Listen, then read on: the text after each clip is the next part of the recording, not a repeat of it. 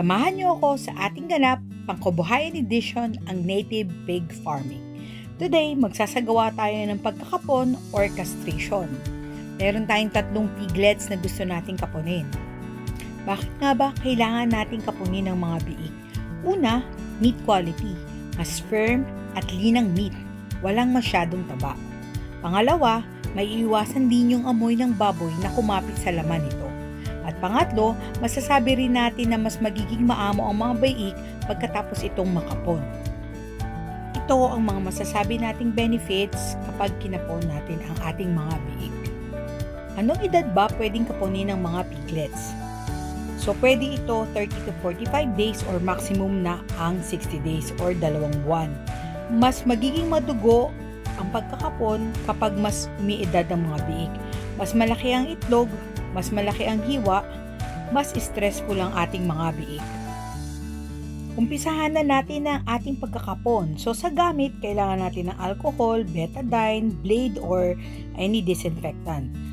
One split method or isang hiwa lang ang gagamitin natin para palabasin yung 2 itlog. Una ay hanapin at kapain kung nasaan ang itlog nito.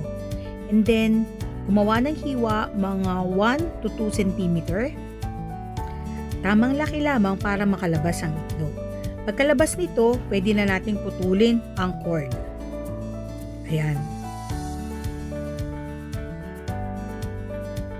Ayan, tapos na ang pagputol ng isang itlog. Ngayon, hanapin naman natin ang kabilang itlog. So, parehas lang din ang gagawin natin. So, hanapin uli ang kabilang itlog, ilabas sa hiwa na ating ginawa, at puputulin ulit natin ang cord nito. Ayan.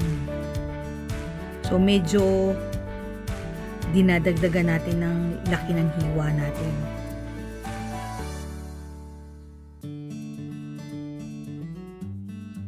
Alright?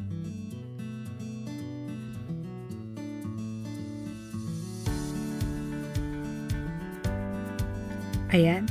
Nakalabas na ang pangalawang itlog at puputulin na rin natin ito.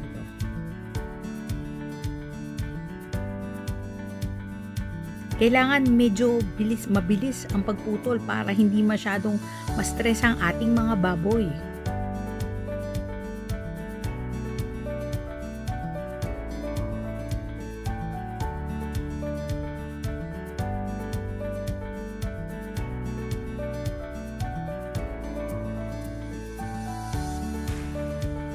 So ayan, finally naputol na yung pangalawang itlog niya.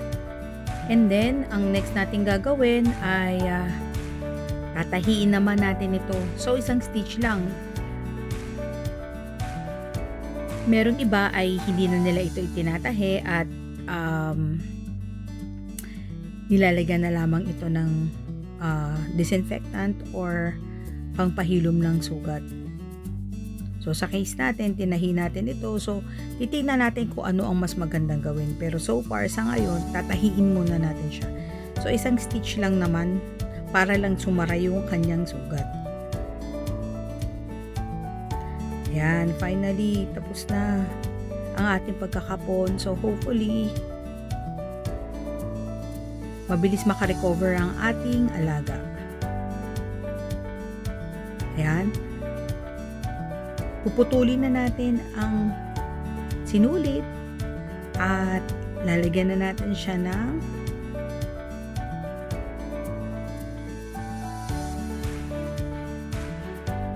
antiseptic. Ayan, tapos na ang ating simpleng method ng pagkakapon. Sana may natutunan kayo. Bye!